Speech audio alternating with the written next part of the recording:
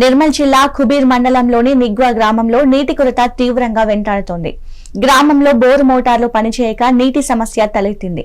నీళ్లు లేక ఖాళీ బిందెలతో మహిళలు స్థానిక గ్రామ పంచాయతీ ముందు నిరసన వ్యక్తం చేశారు. నీటిని సరఫరా చేయాలంటూ నినాదాలు చేశారు. అప్పుడప్పుడు ట్యాంకర్ తో నీరు సరఫరా అవుతున్నా అవి ఏమాత్రం సరిపోవడం లేదంటున్నారు. తాగడానికి సైతం నీరు అందుబాటులో ఉండడం లేదని ఆవేదన వ్యక్తం చేస్తున్నారు. తమ బాధలు అర్థం చేసుకుని పూర్తి స్థాయిలో నీటిని సరఫరా చేయాలని కోరుతున్నారు.